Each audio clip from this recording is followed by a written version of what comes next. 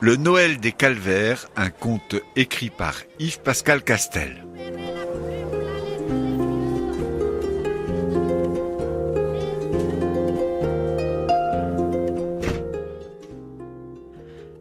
Dans la haute tour de l'église, le timbre du bourdon égrenait les 9 coups de l'angélus du soir. Puis, les cordes gémissant sur les roues des 4 cloches, le branle du grand carillon s'envola clamer à la nuit « Noël est là, Noël est là, si sol la ré ». Les dernières harmoniques vibraient encore, que l'écho mourant agita les tuniques des cavaliers de pierre juchés sur la branche du calvaire de l'enclos paroissial. Les chevaux eux-mêmes s'ébrouèrent.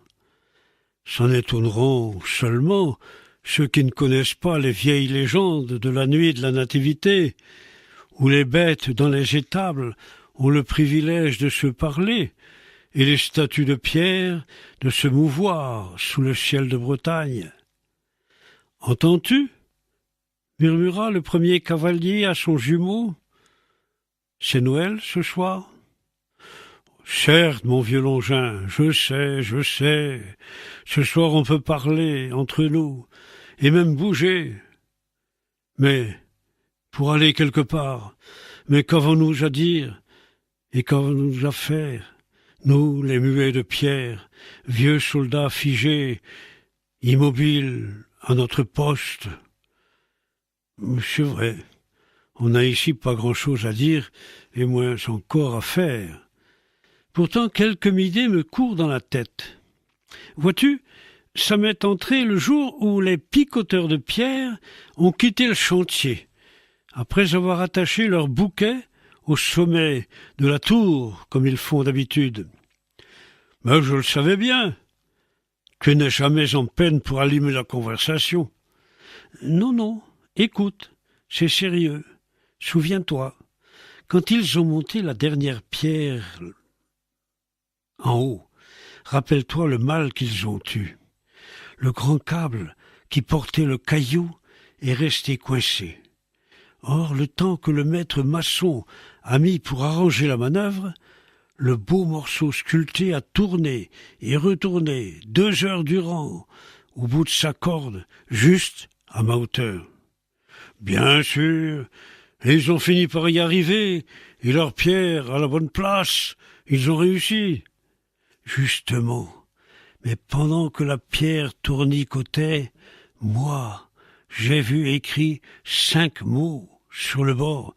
Oh, eh bien, la belle affaire. Oui, mais écoute, moi qui sais lire, j'ai lu, et j'ai rien compris. C'était pourtant du latin. Et verbum caro factum est.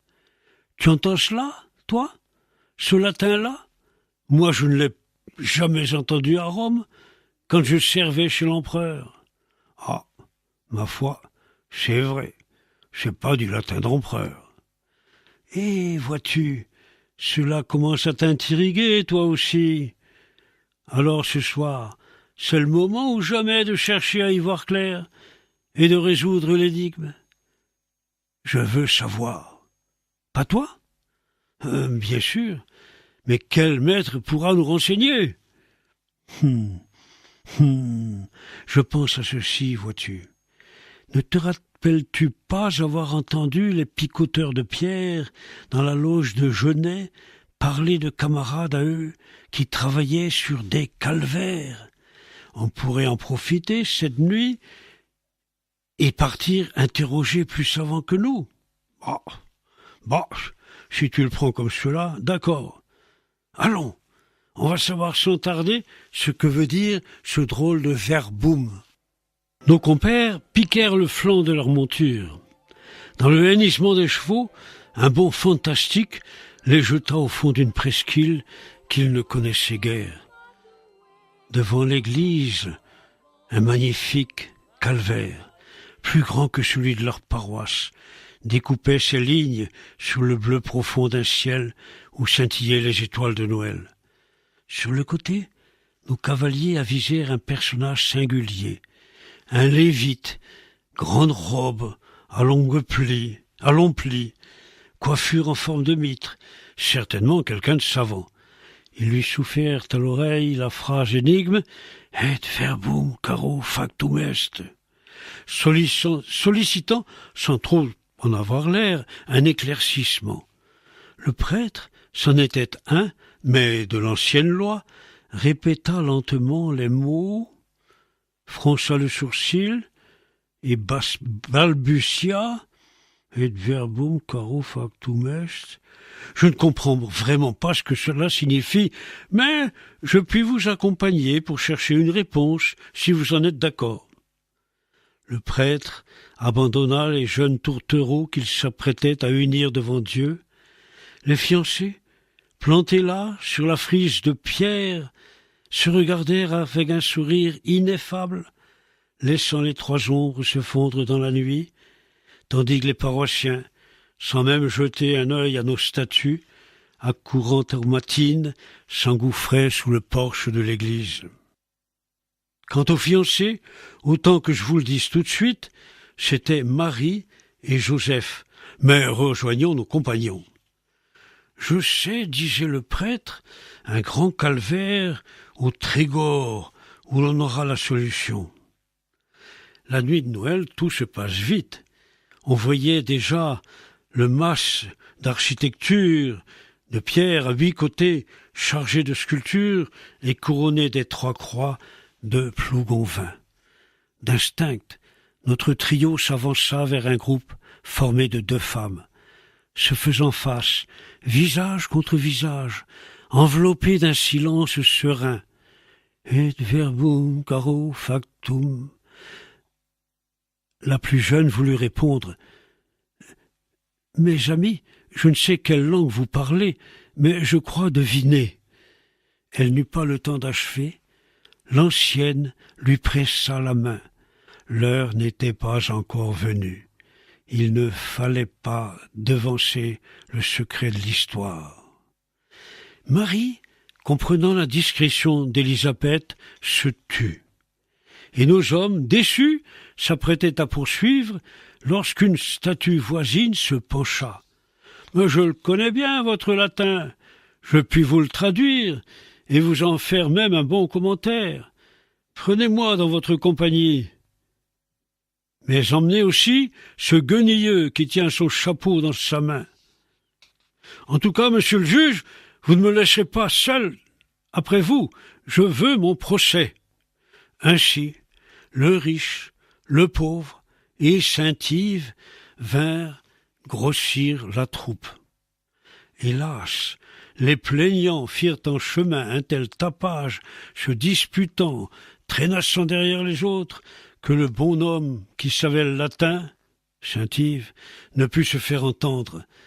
Néanmoins, les 6 franchirent l'espace, les cavaliers déclinant leur étrange refrain « Et verbum caro factum est ». Bientôt, un nouveau calvaire. 4e station, si notre compte est bon. Nos pèlerins cherchaient ici, parmi les 100 personnages, qui donc répondrait à leurs questions. Réveillés du sommeil minéral, ceux-ci s'agitèrent tous d'une gesticulation invraisemblable. Mais devenus prudents, nos quêteurs de vérité ne s'émurent pas. Toisant tour à tour les doctes assis devant leurs écritoires, Matthieu, Marc, Luc et Jean. Et verbum caro factum est, et verbum caro factum est. Et voici qu'une réponse surgit, ou du moins une direction.